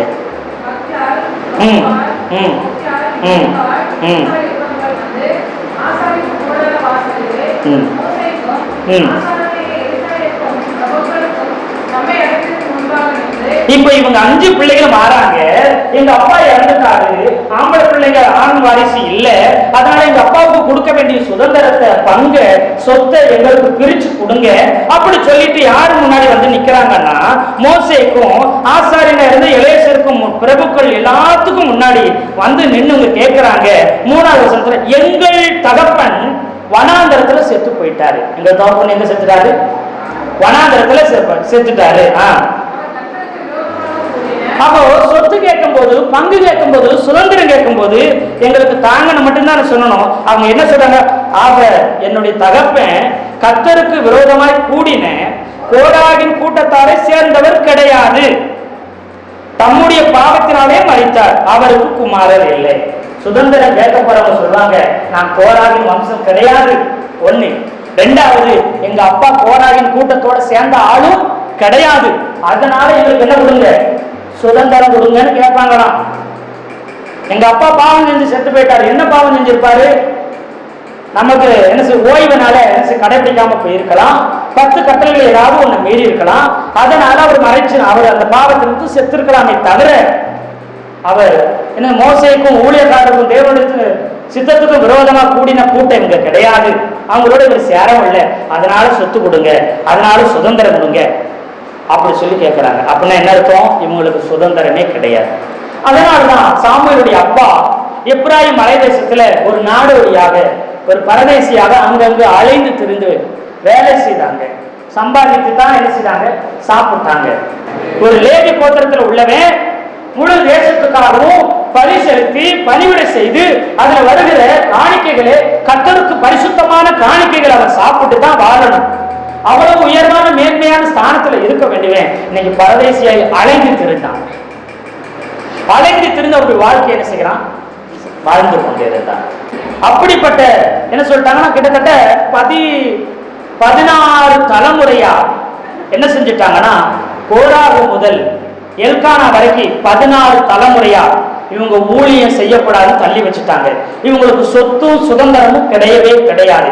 இவங்க நாடோடியா சாதாரண ஆட்களை விட அதை விட ஏன்னா சாதாரண ஒரு இஸ்ரவேலனுக்கு சுதந்திரம் உண்டு, இவங்களுக்கு அதுவும் இல்லை. ஒரு அடிமையை போல சுதந்திரம் இல்லாம பரதேசியா சுற்றி அலைஞ்சு திருந்த அந்த எல்கானா, அவருடைய கோராகின் வம்சம் 16 தலைமுறை கஷ்டப்படுச்சு. கிட்டத்தட்ட 600 வருஷம் சுதந்திரம் இல்லாம அலைஞ்சாங்க. டாப் நம்பர் 1ல இருக்க வேண்டியவங்க மிகவும் கேவலமான நிலைமையில வாழ்ந்தாங்க. 16 தலைமுறை வாழ்ந்தாங்க. 17வது தலைமுறையா சாமுவேல் பிறந்தார். இப்போ அண்ணாலாமா போய் ஜெபம் பண்ணுது. ஜெபம் பண்ணது 1வது அதிகாரம், 1 சாமுவேல் 1வது அதிகாரம் 11வது வசனத்துல, சேனைகளின் கர்த்தாவே, இந்த அடியாளுடைய சிறுமையை கண்ணோக்கி பார்த்து மறக்காம நினைங்க, ஆண் பிள்ளைய கொடுத்தா உயிரோடு இருக்கும் சகல நாளிலும் நான் உனக்கு கர்த்தருக்கு என்ன செய்வேன். இந்த அம்மாவுக்கு குழந்தை இல்லை, இந்த அம்மா போய் ஜெபம் பண்ணுது, மனங்கசந்து அது சொல்லுது, எனக்கு ஒரு குழந்தைய தாங்கன்னு கேட்கல. என்ன குழந்தைய தாங்கம்மா? ஏன்னா 16 தலைமுறையா அவங்க கணவனுடைய வம்சத்துல யாரும் ஊழியமே செய்ய முடியாது, லேவி ஊழியம் செய்ய முடியாது. அப்படிப்பட்ட நிலைமையில எதை மனசுல வச்சு இந்த அம்மா கேக்குது, எனக்கு ஒரு ஆண் பிள்ளைய வந்தா புறஜாதி மாதிரி வரணும், ஆலயத்துக்குள்ள வந்துட்டு அப்படியே பழி மட்டும் செலுத்துறதுக்கு என்ன செய்யணும், ஆடுகளையோ மாடுகளையோ கொடுத்துட்டு அப்படியே அவங்க போயிடணும். வேற எந்த அங்கீகாரமும் உங்களுக்கு கிடையாது. இவங்களை பார்த்தாலே ஒரு சபிக்கப்பட்டவங்களா தான் பார்ப்பாங்க. முழு தேசமும் சாபம் முடிச்ச கூட்டம் வருதுபாரு அப்படிங்கிற அளவுக்கு பார்ப்பாங்க இவங்களை. உலகத்தை, அதாவது இஸ்ரவேல் தேசத்துல இருக்கிறதுலே ரொம்ப பெரிய சாபம் என்னன்னு கேட்டீங்கன்னா, நம்பர் 1 சாபம் அப்படின்னீங்கன்னா குஷ்டரோகம் தான் பயங்கரமான சாபம். அதை விட கொடுமையான சாபம் என்னன்னா பிள்ளை இல்லாதது. குஷ்டரோகியை கூட ஊருக்குள்ள எல்லைகளை விட மாட்டாங்க, வெளியிலே இருக்கணும், ஊருக்குள்ள ஒரு நாளும் வரக்கூடாது அவங்க. அதை விட கொடுமையான சாபம் பிள்ளை இல்லாததுதான். இந்த அம்மாவுக்கு 20 வருஷத்துக்கு மேல அப்படிப்பட்ட பயங்கரமான சாபத்தின் வேதனையை, ஜனங்கள் பேசுகிற பேச்ச தண்டனை இந்த அம்மா அனுபவிச்சுட்டு இருந்துச்சு. ஆனா அவங்க உடம்புல குறைபாடு இல்லை. கர்த்தரே கர்ப்பத்தை செஞ்சிருந்தாங்க. ஏற்கனவே சபிக்கப்பட்ட வம்சத்துல வந்திருக்கிறாங்க. அடுத்து என்ன செய்யுது, இந்த அம்மாவுக்கு பிள்ளை இழப்பு, அது ஒரு பெரிய சாபம். இதுக்கு மேல அவமானப்படுறதுக்கோ, இதுக்கு மேல கண்ணீர் வடிக்கிறதுக்கோ, வேதனைப்படுறதுக்கோ அளவே இல்லைங்க. இதுக்கு கீழே போறதுக்கு வழி இல்லை. அதனாலதான் நம்ம பாடிச்சு, புழுதியில் உள்ளவனையும் குப்பையில உள்ளவனை என்ன செஞ்சார், கர்த்தர் உயர்த்தினார். அல்லேலூயா சொல்லுங்களேன். அல்லேலூயா. புழுதி என்ன ஆகும், அது காத்தடிக்கிற பக்கமெல்லாம் புழுதி பறந்து போகும். என் வாழ்க்கை அப்படித்தான் இருக்குது, அங்கங்க அலைஞ்சு திரிகிறேன். குப்பை என்ன ஆகும், எல்லாராலையும் வேண்டாம் தூக்கி எறியப்பட்டதுதான் குப்பை. அதனால எந்த பிரயோஜனமும், அந்த குப்பையினால நாற்றம் வருது. என் வாழ்க்கை நாறிக்கிட்டு இருக்குது, எல்லாராலும் ஒதுக்கி தூர எறியப்பட்டிருக்கிறேன். ஒரு புழுதியை போல ஒரு நிலையான இடம் இல்லாம அலைஞ்சு திரிஞ்சு கொண்டிருக்கிறேன். அப்படிப்பட்ட என்னை கர்த்தரே நீர் உயர்த்துவீர் சொல்லி அங்க பாடுறாங்க. அல்லேலூயா சொல்லுங்களேன். அல்லேலூயா. அப்ப கேக்குறாங்க, உள்ள போய் ஒரு சாதாரண ஒரு இஸ்ரவேலனா கூட போய் உள்ள உட்கார முடியாது. அவங்க அவருக்கு அந்த அம்மா சொல்லி அந்த ஆம்பளை பையனை கொடுங்கன்னு கேக்குது. ஆம்பளை பையனை கொடுத்தா என் வாழ்நாள் முழுக்க அவன் வாழும்படிக்கு அவனை உங்களுக்கே தந்துடுறேன்னு சொல்லி ஜெபம் பண்ணுது அந்த அம்மா, அழுது. அதனாலதான் பாருங்க, பாஸ்டர், பெரிய பாஸ்டர் யார் அப்போ, ஏலி, பிரதான ஆசாரியர், பெரிய பாஸ்டர். இந்த அம்மா ஆலயத்துல வந்து என்ன, ஒரு ஓரமா உட்காந்து சத்தம் வெளியில வராம அழுன்னு அழுதுட்டு இருக்குது. இந்த ஐயா பார்த்துட்டு என்ன சொல்றாரு, எந்த மட்டும் 14 அவனை நோக்கி நீ எதுவரைக்கும் உன் குடியை என்ன செஞ்சுட்டு வந்திருக்கிற, குடிச்சிட்டு வந்து நீ ஆலயத்தில் ஒரு ஓரத்தில் உட்கார்ந்துக்கிட்டு நீ என்ன சொல்ல உளறிக்கிட்டு இருக்கிறியா அப்படின்னு யார் சொல்லிட்டு இருக்கிறா. நம்மள இன்னைக்கு சும்மா ஏன் லேட்டா வந்தீங்க, நேரமா தெரியாதா அப்படின்னு பேரும். இங்க பாஸ்டர் என்ன சொல்றாரு, நம்ம ஒரு என்னமா கட்டிங் போட்டு வந்து உளறிக்கிட்டு இருக்கிறியா அப்படிங்கிற பாஸ்டர். இந்த ஏங்க இந்த பாஸ்டர் எப்படி சொல்லிட்டாரு தெரியுங்களா, அப்படியா என்ன பாஸ்டர் அவரு சமாதி அடுத்த அலங்காரம் அவருக்கு தான், அடுத்த அலங்காரம் அப்படியே அவருக்கு பண்ணி முடிச்சுட்டு தான் போவேன் ஆலயத்தை விட்டு அப்படின்றாங்க. இந்த அம்மா சொல்லுவாங்க, அதற்கான நாள் பிரயோஜனமாக நீங்களும் ஒரு பாஸ்டரா இது கூட தெரியலையே அப்படின்னு கேட்காம சொல்லுது. அப்படி அல்ல, எப்படி சொல்லுச்சுங்க, இதான் அண்ணாட அம்மாவுடைய சுபாவம். தூசிக்கப்படும் போதும் துன்பப்படுத்தப்படும் போதும் மனசை புரிந்து கொள்ள வேண்டிய, நம்மை அறிந்து கொள்ள ஆர்வம் சொல்ல வேண்டிய தேவ மனிதனே கேவலமா பேசின பொழுதும் இந்த அம்மா பதில் எப்படி வந்துச்சு, என் ஆண்டவனேன்னு வந்துச்சு. நான் யார் தெரியுமா, ஏற்கனவே என் வம்சத்துக்கு தெரியுமில்ல, மோசன் கூட பார்க்காம என் வம்சத்தை எழுமணும், என்ன ஏமாத்திரம், வெளியில வா பாஸ்டர் பாத்துக்கிறேன் அப்படிலாம் நம்ம சொல்லவே இல்லைங்க. என் ஆண்டவனே, அப்படி அல்ல என் ஆண்டவனே இருந்துச்சு. அப்படிப்பட்ட தாய்மார் தான் யாரு கிடப்பா, சாம்பல் கிடப்பா. இல்லைன்னா அப்படியே மாவட்டம் வீட்டுல போய் புருஷன் போய் கொதிக்க ஒரு சிலவும் அவங்களுக்கு தான் சாமியில் வரவே வராது. பேர் வேணா வச்சுக்கலாம், எத்தனை சாமியில் வச்சுக்கலாம், பேர் வேணா வச்சுக்கலாம். இந்த அம்மா அப்படி அல்ல என்ன ஆண்டவனேன்னு கேட்டுச்சு. அப்புறம் புரிஞ்சுக்கிட்டாரு, ஓ இப்படிப்பட்ட மன கிளேசம் உள்ள ஒரு பெண்ணை நாம தெரியாம, வயது முதிர்ந்து போச்சு, கண்ணு மங்களா போச்சு, காது என்ன செஞ்சு கம்மியா போச்சு, ஆனா அறியாம எப்படி ஒரு வார்த்தையை பேசிட்டமே. ஏன்னா ஒரு கலகம் என்ற கூட்டத்துல, பிரச்சனை என்ற கூட்டத்துல இருந்து வந்தவர், அதனால வாரிசு வம்சம் எல்லாமே அப்படித்தான் இருக்கு நினைச்சு ஒருவேளை பேசிட்டேன் அறியாம அப்படி சொல்லி உடனே என்ன சொல்ற, அடுத்து பதில் சொல்றாரு பாருங்க, 17 வசனம். அதற்கு ஏலி சமாதானத்துடன் போ, நீ இஸ்ரவேலின் தேவனிடத்தில் கேட்ட உன் விண்ணப்பத்தின்படி அவர் உனக்கு கட்டளையிடுவாராக. என்ன ஜெபம் பண்ணன்னு கூட கேட்கல, ஆனா இவ்வளவு பொறுமையா இவ்வளவு வேதனை மத்தியில நீ தேவனுக்கும் தேவனுடைய மனிதருக்கும் தேவனுடைய ஸ்தானத்துக்கும் நீ கொடுத்த கணத்தை பார்த்து என்ன ஜெபம் கூட கேட்கல, நீ ஜெபம் பண்ணினபடி உனக்கு என்ன செய்வார், கர்த்தர் உனக்கு தருவார். சமாதானத்தோட போனா அதே போல எந்த ஊழியக்காரர் எந்த தேவ மனுஷன் அறியாம புரியாம உன்னை பேசினாரோ, குற்றம் சாட்டினாரோ, குறை சொன்னாரோ, அதே ஊழியக்கார வாயில வந்த வார்த்தையை, ஆசீர்வாதத்தின் வார்த்தையை, வாக்கு தத்தத்தின் வார்த்தையை எப்படி மாத்திட்டாரு, அது ஆசீர்வாதமா நிறைவேற பண்ணினார். எத்தனை பேர் ஆமென் சொல்றீங்க? ஒருவேளை அறியாமையினால தெரியாமையினால நீங்க ஊழியக்காரன் மேல, சக விசுவாசி மேல, உங்களுடைய உறவுகளின் மேல நீங்க ஒருவேளை கோபப்பட்டிருப்பீங்கன்னா தயவாய் மனம் திரும்புங்க, கசப்ப தூக்கி எறியுங்க, கர்த்தரிடத்துல ஜெபம் பண்ணுங்க. நீங்க வேண்டிக் கொண்ட சகல விண்ணப்பத்திற்கும் பதில் உங்களை தேடி வரும். எத்தனை பேர் ஆமென் சொல்றீங்க? பாருங்க, கரெக்டா ஒரு வருஷத்துல சாமுவேல் பிறந்தார். பிறந்தனா அந்த அம்மா வருது 20 வருஷமா முடியாதது, 25 வருஷமா முடியாதது, கர்த்தர் அற்புதங்களை செய்தார், கர்ப்பத்தை திறந்தார். அந்த அம்மா ஜெபம் பண்ணும் பொழுது ஒரு வார்த்தை சொல்லிச்சு பாருங்களேன், 11 சேனைகளின் கர்த்தாவே அப்படின்னு சொல்லுவோம். அந்த அம்மா எப்படி சொல்லி ஜெபம் பண்ணுச்சுங்க?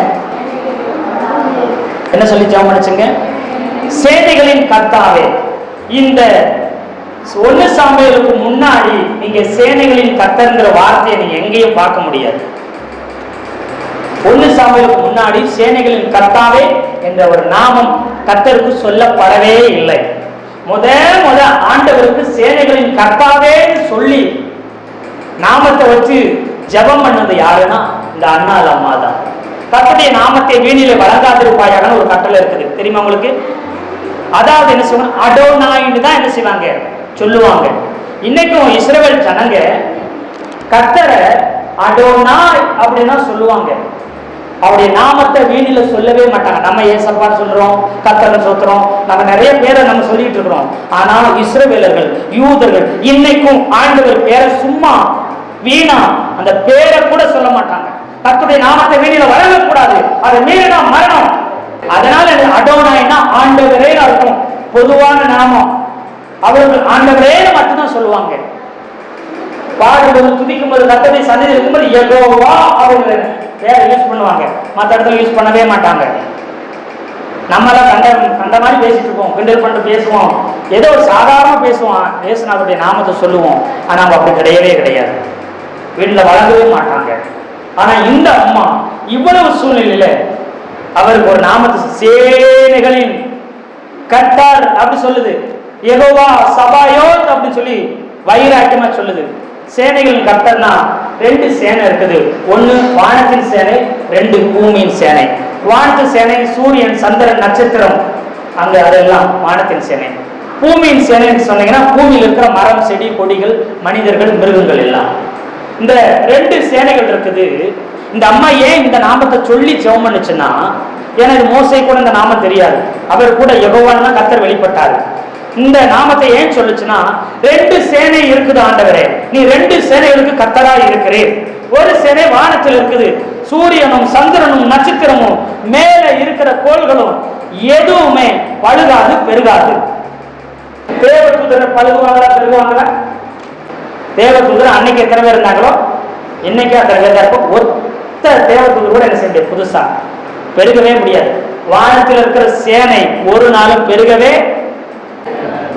பூமியில இருக்கிற சேனை எல்லாமே பெருகும், மரம், செடி, கொடி, உயிரினம் எல்லாமே என்ன செஞ்சுட்டே இருக்கும், பெருகி கொண்டே இருக்கும். இந்த அம்மா ஏன் இந்த நாமத்தை சொல்லுதுன்னா, சேனைகளின் கர்த்தாவே நீ 2 சேனைக்கு கடவுளா இருக்கிறீங்க, ஆண்டவரா இருக்கிறீங்க.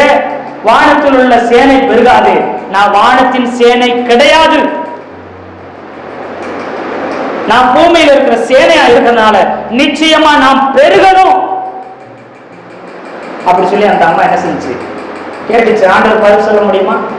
ஆமாமா, நீ சொல்றது உண்மைதான், நீ பூமியின் சேனை, பூமியில் இருக்கிற சேனை எல்லாம் பெருகத்தான் செய்யணும், அதுதான் நீதி, அதுதான் என்னுடைய சிருஷ்டிப்பினுடைய முக்கியத்துவம், அதுதான், அதற்காகவே தான் நான் படைத்திருக்கிறேன் அப்படி சொல்லி ஆண்டவர் என்ன செஞ்சாரு, பதில் கொடுத்து பெருக வச்சிட்டாரு. நாமளும் ஜெபம் பண்ணணும், ஆண்டவரே என் சபை பெருகணும், என் குடும்பம் பெருகணும், என் வம்சம் பெருகணும், நான் விருத்தடைய வேணும், நிரம்பி வழியணும் அப்படி சொல்லி இந்த நாமத்தை சொல்லி வைராக்கியமா ஜெபம் பண்ணி பாருங்க. எல்லாவற்றிலும் பெருக்க வரும். நீங்க வேலை, தொழில், வருமானம் எல்லாவற்றிலும் நீங்க தொட்ட அத்தனை காரியங்கள், விவசாயமா இருக்கட்டும், நீங்க என்ன பண்றீங்களோ அதுல பெருக்கமா சேனைகளின் கர்த்தர் என்ற நாமத்தை சொல்லி நீங்க உரிமையா ஜெபம் பண்ணுங்க, பெருக்கத்தை கர்த்தர் கட்டளையிடுவார். எத்தனை பேர் ஆமென் சொல்றீங்க? அல்லேலூயா. இப்போ இந்த அம்மா சொல்லி ஜெபம் பண்ணிருச்சு. ஆண்டவர் 20-25 வருஷத்துக்கு அப்புறம் என்ன செய்யற, கற்பத்தை திறந்து விட்டு என்ன செய்கிறார், பெருக வைக்கிறார். அதனாலதான் சொல்லுவாங்க, எப்பயுமே ஜெபம் பண்ணும் பொழுதும் நன்றி சொல்லும் பொழுதும் வாக்கு தத்தத்தை மென்ஷன் பண்ணி என்ன செய்யுங்க, நன்றி சொல்லுங்கன்னு சொல்லுவாங்க. எப்படி உங்களுக்கு ஆசீர்வாதம், எதை வச்சுதான் ஆசீர்வதிப்பாரு? இப்ப நான் வர்றேன், அண்ணா எனக்கு இதை செய்யுங்க. அண்ணா சொல்றாரு, பாஸ்டர் வாங்க உங்களுக்கு அதை செஞ்சு கொடுத்துறேன் அப்படி சொல்லிட்டாரு. நான் எப்போ போனாலும் எதை வச்சுதான் போய் கேட்கணும். அண்ணா இது செய்வேன்னு சொன்னீங்களே, அண்ணா அப்படி பண்றேன்னு சொன்னீங்களே, அதன்படி செய்யுங்கன்னு தான் நான் போய் கேட்க முடியும். அப்பதான் தான் உரிமையா போய் வாங்க முடியும் உங்ககிட்ட. மற்ற எதை சொல்லி என்ன செய்ய முடியாது. அப்ப கர்த்தர் இந்த வருஷத்துக்கு வாக்குத்தத்தம் கொடுத்தாங்க, என்ன செய்யணும், அதை சொல்லித்தான் அவர் சமூகத்தை நிற்கணும். அப்பதான் இந்த வருஷம் முன்னாடி ஆசீர்வாதமா இருக்க முடியும். நான் உனக்கு சொன்னதை செய்ய மாட்டோம், உன்னை கைவிடுவதை வாக்குத்தத்தம் ஒவ்வொரு நாளும் சொல்லுவேன். நான் உனக்கு சொன்னதை செய்வேன்னு சொன்னீங்களே, அதுவரை கைவிட மாட்டேன்னு சொன்னதை செய்யுங்க, சொன்னதை செய்யுங்க, சொன்னதை செய்யுங்க. அதுக்கு தான் சபையில மாத வாக்குத்தத்தம் கொடுக்குறாங்க, வருடத்துக்குன்னு வாக்குத்தத்தம் கொடுக்குறாங்க. அதை ஒவ்வொரு நாளும் சொல்லி ஜெபிக்க ஜெபிக்க ஜெபிக்கத்தான் உங்களுக்கு நன்மையும் ஆசீர்வாதமும் உண்டாகும். இப்போ சாமுவேல் பிறக்கிறான், குழந்தைய பால் மறக்க பண்றாங்க. இஸ்ரவேல்ல பொதுவாக அதிகபட்சமா 3 வயசு வரைக்கும் குழந்தைக்கு பால் கொடுப்பாங்க. பொதுவாகவே 2 வயசு வரைக்கும் குழந்தைக்கு பால் கொடுப்பாங்க. பால் கொடுத்து பால் மறக்க பண்ணி எங்க கொண்டு வந்து விடுறாங்க, ஆலயத்துல விடுறாங்க. யார? 2 வயசு பையனை, அதிகபட்சம் 3 வயசு பையனை 20 வருஷத்துக்கு மேல குழந்தை இல்லாத அம்மா செபம் பண்ணபடியே கொண்டு வந்து எங்க விடுது, ஆலயத்துல விடுது. ஆலயத்துல விட்டா இந்த 2 வயசு 3 வயசு பையனை விட்டுட்டு அவங்க என்ன செய்றாங்க, இவனை லேவியனா, இவனை இங்க ஊழியக்காரனா பிரதிஷ்டை பண்ணி ஒரு பலிய, ஒரு மாட்டை பலி கொடுத்துட்டு என்ன செய்யறாங்க, அவங்க போயிட்டாங்க. 2 வயசு பிள்ளைய விட்டுட்டு திரும்பி பார்க்காம போயிட்டாங்க. ஏன்னா ஏற்கனவே இவங்க ஒரு சபிக்கப்பட்டவங்க, ஆகாதவங்க, தள்ளப்பட்டவங்க. இவங்க வம்சம் 16 தலைமுறையா 600 வருஷமா ஒருத்தர் ஊழியக்காரனா ஊழியம் செய்யவே கூடாதுட்டாங்க. தேசமே அவங்களை ஒதுக்கி வச்சுட்டாங்க. இந்த நிலைமையில இந்த அம்மா என்ன செய்யுது, 2 வயசு குழந்தைய வந்து பரிசரத்தை வச்சு அங்க விடுது. இந்த பாருங்க, நீங்க அது இதெல்லாம் பேசினாலும் அதெல்லாம் கண்டுக்கிற மாட்டேன். நான் என்ன செய்யறேன், ஒருத்தனை பண்ணிட்டேன். நீங்க சொன்னபடியே விண்ணப்பத்துக்கு பதில் தர, நீங்க சொன்னபடியே ஒரு ஆண் குழந்தைய கொடுத்துட்டாரு, ஆலயத்துக்கு பணிவிடைக்குன்னு விட்டுட்டேன். நீங்க இதை வளங்க, இதை கண்டுக்கிறான் போங்க, இது விடுங்க, என்ன பண்ணுங்க எனக்கு தெரியாது. கத்தட்ட சொன்னேன், கத்தருக்காக கொடுத்துட்டேன்னு போயிடுச்சு இந்த அம்மா பழி சொல்லிச்சுட்டு. அப்பதான் அந்த அம்மா பாடுவது சொல்லும் பாருங்களேன்.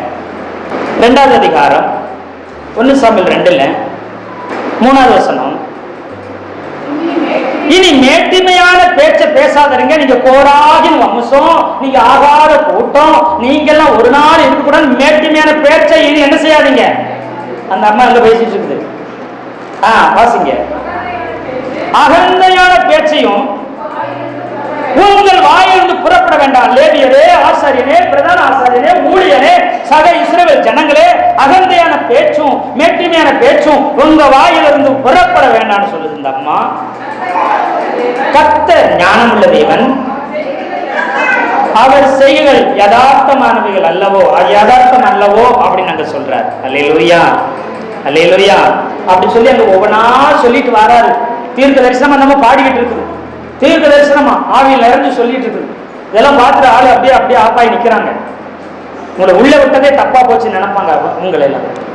இந்த அம்மா பேசிட்டு தீர்க்க தரிசனம் உடைச்சிட்டு கிளம்பி இந்த அம்மா போயிட்டு இப்ப என்ன செய்யறாரு, ஏலி சொல்றாரு, இங்க வரப்பா, பிரச்சனை எல்லாம் வேண்டாம், எனக்கு வயசாகி போச்சு, எனக்கு எடுபடிக்கு ஆள் தேவை, இவனை கொஞ்ச நாள் வளர்த்து என் எடுபடிக்கு வச்சுக்கிறேன்னு சொல்லி என்ன செஞ்சுக்கிட்டாரு, வச்சுக்கிட்டாரு. ஊழியத்துல எந்த வேலையும் ஆலயத்தில் நமக்கு கொடுக்க கூடாது, எடுபடியை எனக்கு வச்சுக்கிறேன்னு சொல்லி வச்சுக்கிட்டாரு. இப்போ இந்த ஏலி இந்த சாமுவேலை தனக்கு உதவிக்கு எடுபடி வேலைக்கு வச்சுக்கிட்டாரு, ஊழியத்துக்கு அல்ல, எடுபடி வேலையை வச்சுக்கிட்டு என்ன செய்யறாருன்னா, இப்ப வெளியில தான் படுத்துமணும். இப்போ லேவியர்கள் வெளியில இருந்து ஊழியம் செய்வாங்க, அவங்க உள்ள வரமாட்டாங்க. உள்ள வர்றது ஆசாரியர்கள் மட்டும் உள்ள வருவாங்க. இந்த உள் வேலையை பார்க்க, குத்து விளக்கு ஏற்றுறது, சமூக தப்பத்தை அடுக்கிறது, தூபம் காமிக்கிற இந்த வேலையை செய்யறதுக்கு ஆசாரியர் மட்டும்தான் உள்ள வரணும். மீறி யார் வந்தாலும் செத்துருவாங்க. இப்போ இங்க இருந்து அப்படியே உள்ள போனா உடன்படிக்கப்பட்டு இருக்குது பிரதான ஆசாரியர், ஒரே ஒரு பாஸ்டர், தலைமை பாஸ்டர், ஹெட் பாஸ்டர், அவர் மட்டும்தான் ஒரு கையில தூப பீடத்தையே பிடிச்சுக்கிட்டு தூப கலசத்தை பிடிச்சுக்கிடுவாரு, ஒரு கையில ரத்தத்தை என்ன வச்சுக்கிட்டு வருவார் உள்ள. இதை வந்து வருஷத்துக்கு ஒருக்கா உள்ள போய் உடன்படிக்கை பெட்டியில ரத்தத்தை தெளிப்பார். அப்படி தெளிக்கணும். அல்லேலூயா. ரத்தம் இல்லாம தூப கலசமும் ரத்தமும் கையில இல்லாம வருஷத்துக்கு ஒரு முறை பெரிய பாஸ்டர், பிரதான ஆசாரியரே உள்ள போன செத்து போயிடுவார். அப்படி போகும் பொழுது எப்பயுமே இடுப்புல சங்கிலியை கட்டி வெளியில பிரகாரத்துக்கு ரோட்டுக்கு தூரத்துக்கு வெளியில சங்கிலியோட ரெடியா இருப்பாங்க. பெரிய பாஸ்டர், பிரதான பெரிய பாஸ்டர் என்ன உள்ள வந்து வருஷத்துல ஒரு நாள் வந்து சனத்துக்கும் தனக்காகவும் பாவ நிவர்த்தி செய்து ரத்தத்தை பெட்டியில போய் தெளிப்பாரு.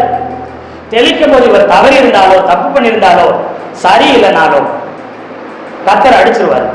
அடிச்சுட்டாருன்னா செத்து விழுந்துருவாரு. அவரை யாரும் உள்ள வந்து தூக்கக்கூடாது. உள்ள வர்ற ஆளுங்களாம் செத்துருவாங்க. அப்ப வெளியில இருந்தே தரதரன்னு இழுத்து எரிஞ்சிருவாங்க. எரிஞ்சு திருப்பி அடக்கம் பண்ணிடுவாங்க.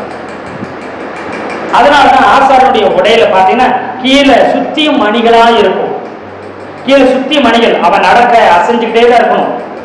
அசையாம தான் செத்துதான் இழுக்க ஆரம்பிச்சிடாங்க வெளியில. அசையமா அந்த மணி நீங்க அடிச்சுக்கிட்டே இருக்கும். ஓ, ஆசாரியர் இருக்கிறாரு, பிரதான ஆசிரியர் உயிரோட தான் இருக்கிறாரு, பூஜை செஞ்சுக்கிட்டு இருக்கிறாரு, உயிரோட தான் இருக்கிறா. அப்படியே அவங்க ஜனங்க புரிஞ்சுக்கிடுவாங்க. வெளியில அப்படியே ரெடியா ஆயத்தமா இருப்பாங்க. இப்போ ஒரு எடுபடி வேலைக்காரனா சாமியல் சின்ன குழந்தையா இருக்கிறான். அவன் வெளியில இருக்கிறான். வெளியில பிரகாரத்துல படுத்திருக்கிறான். அப்புறம் ஏலி பெரிய பாஸ்டர் அவர் உள்ள வந்து படுத்திருப்பாரு. ஏன்னு சொன்னா குத்து விளக்கு விடிய விடிய எரியணும். விளக்கு அணையக்கூடாது. ராத்திரி நேரத்தில் விளக்கு அணைந்திருக்க கூடாது. அது ஏற்றி வைக்கப்பட்டு கொண்டே இருக்கணும். அல்லேலூயா சொல்லுங்களேன். அதுக்கு அந்த ஆசாரி, பிரதான ஆசாரியர் உள்ள படுத்திருந்து ஒவ்வொரு தடவையும் அவர் என்ன செய்வாரு, என்ன குறைய குறைய என்ன செய்வாரு. இப்பெல்லாம் சுவிட்சு போட்டா அது மாதிரி கரண்ட் வர வரைக்கும் எரியும். அப்படி கிடையாது. எண்ணெய் அந்த குத்து விளக்குகளை எண்ணெயை ஊத்தி ஊத்தி விளக்கு அணையாறு பார்த்து கொண்டே இருக்கணும். 1 சாமுவேல் 3ஆவது அதிகாரத்துல இதெல்லாம் நடக்குது. 2வது வசனத்தை வாசிங்களேன். ஒரு நாள் ஏலி தன்னுடைய ஸ்தானத்திலே படுத்துக் கொண்டிருந்தான். எந்த ஸ்தானத்துல? பரிசுத்த ஸ்தலத்துல என்ன செஞ்சிருக்கிற? அப்படி ஏலி படுத்திருந்தான். வாசிங்க. அவன் பார்க்க கூடாதபடிக்கு அவன் கண்கள் கொஞ்சம் இருள் அடைஞ்சிருந்தது.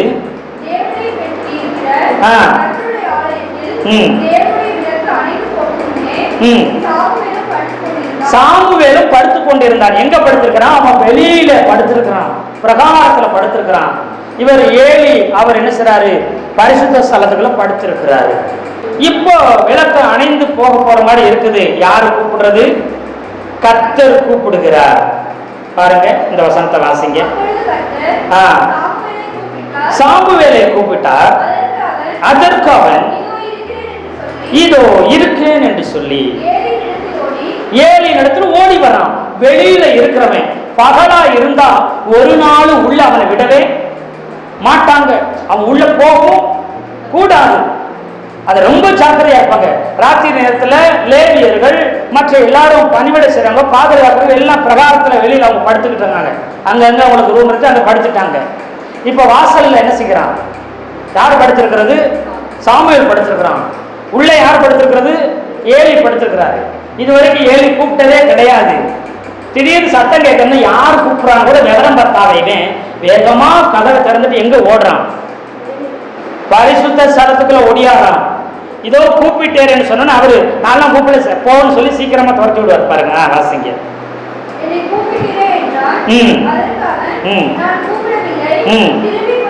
நான் கூப்பிட திரும்ப போய் படுத்துக்கோ அப்படிங்கிறப்ப எனக்கு உள்ள வரக்கூடாது. ஆசாரியன் மட்டும்தான் வரணும், வரக்கூடாது. போய் படுத்துக்கன்னு சொன்னோடனே அவன் போய் படுத்துக்கிட்டான். மறுபடியும் ஆண்டவர் என்ன செய்கிறார்? சாமுவேலை கூப்பிடுறார். அவன் மறுபடியும் வந்து இதோ இருக்கிறேன்னு மறுபடியும் உள்ள கதவை திறந்து ஓடியாந்து யாருக்கு இது பண்றான்?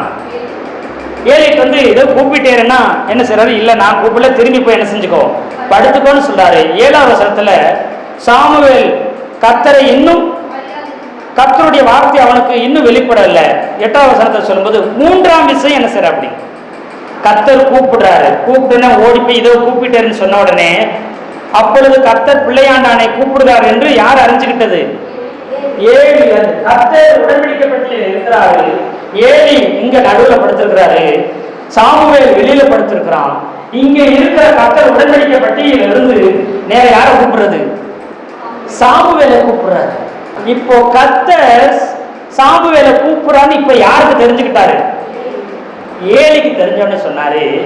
கூப்பிட்டா என்ன செய்யும்? அடுத்த வசனத்தை வாசிங்க. சாமுவேலுக்கு நீ போய் படுத்துக்கொள், அப்பொழுது நீ சொல் என்றார். அல்லேலூயா. இப்போ நீ போய் படுத்துக்கோ. இனி சத்தம் வந்தா உள்ள என்ன செஞ்சிட? தயவு செய்து வராத. சொல்லும் கர்த்தாவே, அடியே என்ன செய்றேன்? கேட்கிறேன்னு மட்டும் சொல்லி நீ என்ன இருக்கிற இடத்துல இருந்துட்டு இங்க வராது அப்படின்னு 2 தடவை 3 தடவை அப்படியே வந்து அலைஞ்சவன் விளக்கு மங்கி வேற எரியுது. இவருக்கும் கண் என்ன செஞ்சிருச்சு, மங்கி இருக்கனால சரியா தெரியல. அந்த அரவர வெளிச்சத்துல இவன் அப்படி போக வேண்டியவன் இப்படி வந்துட்டான், அப்படி வெளியில போய் படுக்க வேண்டியவன் இப்படி வந்து ஸ்கிரீன் துணி விலகி எங்க வந்து படுத்துக்கிட்டான், உடன்படிக்கை பெட்டிக்கிட்ட போய் படுத்துக்கிட்டான் தெரியாம. சின்ன வயசு, கர்த்தரை அறிய தெரியல. அந்த வயசுல வெளியில போக வேண்டியவன் உள்ள வந்து படுத்துக்கிட்டான் மகா பரிசுத்த ஸ்தலத்துக்குள்ள. ஒரு பெரிய பாஸ்டரே வருஷத்துல போனா பரிசுத்தமா சரியா போனா செத்துருவாரு. அந்த இடத்துக்குள்ள ஒரு சாதாரண சின்ன அற்பமா எண்ணப்பட்ட ஒரு குழந்தை, ஒரு பையன், சிறுவன் போய் இருட்டுல சரியா வெளிச்சம் இல்லாதனால அங்க போய் படுத்து கொண்டான். ஸ்தானத்துல படுத்துக்கொண்ட அவனுக்கு கர்த்தர் கொடுத்த ஸ்தானம் அந்த ஸ்தானம் தான். அப்புறம் கர்த்தர் அவனோட கூட பேச ஆரம்பிச்சார். அல்லேலூயா சொல்லுங்களேன். ஏன்னா அண்ணாலம்மா சொல்லிருச்சு, ஊழியத்துக்கு அர்ப்பணிச்சுன்னு சொல்லிருச்சு. பெரிய பாஸ்டர்ல இருந்து அசிஸ்டன்ட் பாஸ்டர்ல இருந்து யாருமே மூப்பர்கள் வரைக்கும் அந்த குழந்தைய ஒரு பொருட்டா நினைக்கல. அற்பமா ஏளனமா பார்த்தங்க. சபிக்கப்பட்ட சந்ததியா ஒரு நாம சோத்திரம் இது சாபம் பிடித்தவர்களால் பார்த்து தள்ளப்பட்டிருந்த அவனை கர்த்தர் தெரிந்து கொள்ள ஆரம்பிச்சார். 600 வருஷம் தள்ளப்பட்ட சந்ததிய 600 வருஷம் ஒதுக்கி வச்சுட்டாங்க. ஜனங்க ஒதுக்கிட்டாங்க, தலைவர்கள் ஒதுக்கிட்டாங்க. ஆனா கர்த்தர் அவனை பார்த்தார். அல்லேலூயா. இவனை எப்படி என்னுடைய ஊழியக்காரனை எடுக்கிறதுன்னு பார்த்தாரு. எங்க வந்து படுக்க வச்சிட்டாரு, மகா பரிசுத்தலத்தை படிச்சுட்டா. ராத்திரியில கர்த்தர் எல்லாத்தையும் பேசுறாரு. பேசி முடிச்சோன்னா ஏழு என்ன செய்கிறாருன்னா, விடியும் பொழுது அவர் எழும்பி கதவை திறந்து வெளியில போய் அவர் காரியங்களை பார்க்கிறார். எல்லா லேவியர்களும் ஆசாரியர்களும் பலி செலுத்திற்கான ஆயத்தங்களை செஞ்சுட்டு இருக்கிறாங்க. இப்ப எல்லா சத்தத்தையும் கேட்டு மகா பரிசுல என்ன செய்யறாங்க, அந்த திரைச்சியை விலக்கி வேகமா பரிசுத்த ஸ்தலத்துல வந்து கதவை திறக்கிறான். இந்த கதவை ஆலயத்தினுடைய கதவை அவன் திறக்கிறான். வாசிங்க 15. ஏன்னா வெளியில படுத்திருந்தானா விடியற்கால வரைக்கும் அவனை படுக்க விட மாட்டாங்க. எழுப்பி என்ன செய்வாங்க, ஏதாவது வேலை என்ன செய்வாங்க செய்ய சொல்லுவாங்க. அந்த சின்ன அந்த சிறுவனை அவன் என்ன செஞ்சானா, ஆலயத்தின் கதவுகளை திறக்கிற வேலையை கூட யாரும் செய்ய விட மாட்டாங்க. சாமுவேல் செய்யக்கூடாது. இவன் வெளியில இருந்து கதவல்ல, உள்ள இருந்து கதவல் என்ன செஞ்சிட்டான், திறந்து கொண்டு வெளியில வர்றான். பிரதான ஆசாரியர் பார்க்கிறாங்க, ஆசாரியர் பார்க்கிறான், லேவியர்கள் பார்க்கிறாங்க, மற்ற பலி கொடுக்க வந்த அத்தனை ஜனங்களும் பார்க்கிறாங்க. பார்த்து எல்லாரும் அதிர்ச்சியா இருக்கிறாங்க. இந்த சிறுவன் சபிக்கப்பட்டவன், கோராகின் வம்சத்துல வந்தவன், 600 வருஷம் சாபம் என்று பார்க்கப்பட்ட இந்த சந்ததியில் இருக்கிறவன் ஒரு சிறுவன் எப்படி உள்ள இருந்தவன் தான். ஏலிட்ட கேட்டா ஏலி சொல்றாரு, அவர் என்ன சொல்லிருப்பாரு, நான் இரவு முழுக்க படுத்திருந்தேன், என் கூட அவன் பரிசுத்த ஸ்தலத்துக்குள்ள என்ன செய்யல படுத்திருக்கலன்னு அவர் சொல்றாரு. பரிசுத்த ஸ்தலத்துக்குள்ள அவன் எங்க போய் இருந்தான், அப்ப மகா பரிசுத்த ஸ்தலத்துக்குள்ளேயா இருந்தான். எல்லாம் அதிர்ச்சி அடையறாங்க. அல்லேலூயா சொல்லுங்களேன். அல்லேலூயா. அப்புறம் பார்க்கறாங்க, ஒரு இரவு முழுவதும் ஒரு சிறுவன் மகா பரிசுத்த ஸ்தலத்துக்குள்ள இருந்து வாரான்னு சொன்னான். அவன் கர்த்தரால் தெரிந்து கொள்ளப்பட்ட மகா பிரதான ஆசாரியர் என்று எல்லாரும் அறிஞ்சுக்கிட்டாங்க. அல்லேலூயா. பிரதான ஆசாரியருக்கு மேல ஒருத்தர் இருக்கிறாங்க, அவங்க யாரும் மகா பிரதான ஆசாரியர். பழைய ஏற்பாட்டுல 2 பேர் தான் இருக்கிறாங்க. ஒன்னு மோசே, அதாவது மகா பிரதான ஆசாரியர் என்ன செய்வார்னா மப்டி ட்ரெஸ்லயே உள்ள போவாரு. அவர் கையில தூபம் தேவையில்லை, அவர் கையில ரத்தமும் ஆசாரிய வஸ்திரமும் தேவையில்லை. வருஷத்துக்கு ஒருக்கா தான் போகணும்னு அவசியம் இல்லை. எப்ப வேணாலும் கர்த்தருடைய சமூகத்துக்குள்ள மகா பரிசுத்த ஸ்தலத்துக்குள்ள ஒருத்தர் போக முடியும்னு சொன்னா அது மோசே மாத்திரம் தான். சாதாரணமான நிலைமையில கூட சாமுவேலை வைக்க மனது இல்லை. ஆனா கர்த்தர் வச்சாரு. தேசங்களே பயந்து நடுங்கிற ஒரு மகாபெரிய உன்னதமான ஸ்தானத்துல மகா பிரதான ஆசாரியனான கர்த்தர் அவனை உயர்த்தி வைத்தார். அப்போ இந்த அம்மா சொல்லுது, தீர்க்க தரிசனம் பாடிட்டு போது. அதனால அம்மா சொல்லுது 2வது அதிகாரத்துல, அது மட்டும் வாசி முடிக்கலாம். 5வது வசனம். திருப்தியாய் இருந்தவள் அப்பத்துக்காக கூலி வேலை செய்கிறாள், பசியாய் இருந்தவர்களோ இனி பசியாய் இருக்க மாட்டாங்க. மலடியாய் இருந்தவள் 7 பெற்றாள். பலட்சியப்பட்டார் அப்படின்னு சொல்லிட்டு, கர்த்தர் கொள்ளுகிறவரும் கர்த்தர் உயிர்ப்பிக்கிறவரும் அவரே பாதாளத்தில் இறங்கவும் ஏறவும் பண்ணினார். கோராகின் கூட்டம் பாதாளத்தில் இறங்க கர்த்தர் பண்ணினாரு. அதே கர்த்தர் பாதாளத்திலிருந்து மேல என்ன செஞ்சாரு, ஏறி வர பண்ணுவார்னு அந்த அம்மா தீர்க்க தரிசனம் சொல்லிச்சு. ஆசாரிய வம்சத்தில் இருக்கிற நீங்க நிறைய பெற்றிருக்கலாம், நீங்க பலட்சியப்பட்டு போவீங்க. மலடியா இருக்கிற கோராகின் வம்சம், ஒரு ஊழியக்காரன் கூட 600 வருஷத்துல ஊழியம் செய்ய முடியாத நிலைமை. மலடியா இருக்கிற எங்களுடைய வம்சத்துல, எங்களுடைய கோத்திரத்துல, எங்களுடைய என்ன செய்யற இதுல இருந்து 7 உண்டாகும்னு சொன்னாரு. அந்த 7ன்னு சொன்னா 7 பிள்ளைகளுக்கு அடையாளம் இல்லை, 7 விதமான ஊழியம். அந்த ஊழியத்தை செஞ்சது யாருன்னு கேட்டா ஆண்டவராக இயேசு கிறிஸ்து செஞ்சார். பழைய ஏற்பாட்டுல மோசே செஞ்சார். அதுக்கப்புறம் யார் செஞ்சதுன்னா, மோசே கூட செய்ய முடியல, அதுக்கு மேல சாமுவேல் செஞ்சார். என்னன்னு கேட்டீங்கன்னா லேவி ஊழியம் செஞ்சாரு, ஆசாரிய ஊழியம் செஞ்சாரு, பிரதான ஆசாரிய ஊழியம் செஞ்சாரு, மகா பிரதான ஆசாரிய ஊழியம் செஞ்சாரு, நியாயாதிபதியாகவும் என்ன செஞ்சாரு இருந்தாரு, தீர்க்கதரிசிகளுக்கு தலைவராகவும் இருந்தாரு. அல்லேலூயா சொல்லுங்களேன், அல்லேலூயா சொல்லுங்களேன். ஆமை சூப்பர். இப்படி 7 விதமான ஊழியத்தை செய்த ஒரே ஒரு உன்னதமான தேவ மனிதனாய். அதனாலதான் நீங்க பழைய ஏற்பாடு திருப்பி பாருங்களேன், ஆண்டவர் சொல்லும்போது மோசையும் சாமுவேலும், மோசையும் சாமுவேலும் தான் பேசுவார். மோசையும் சாமுவேலும் என் சமூகத்துக்கு முன்பாக வந்து நின்றாலும் அவர்களே வந்து நின்னால யாரை காப்பாற்ற முடியாது, அவர்கள் குடும்பத்தை காப்பாற்ற முடியாதுன்னு சொல்லுவார். புழுதியில் இருக்கிறவங்களை, குப்பையில் இருக்கிறவங்களை கர்த்தர் உன்னதத்தில் உயர்த்தி வைக்க போகிறார். நீ இந்த நிலைமையில் இருக்க போவது கிடையாது. உலகமும் தேசமும் பட்டணங்களும் மனிதர்களும் உங்களை குடும்பங்களும் கூட உங்களை அற்பமாய் பார்க்கலாம். இந்த புழுதியோடய நீ இருந்துருவ, இந்த குப்பையோடய நீ முடிஞ்சிருவ, இதுக்கு மேல நீ ஏறி வர உயர முடியாதுன்னு சொல்லி சவாலிடலாம், அற்பமா ஏளனமா பேசலாம், ஒதுக்கலாம், தள்ளலாம். இது முடிவு அல்ல. கர்த்தர் உங்களை ஆசீர்வதித்து உயர்த்துவாராக. ஆமென், ஆமென்.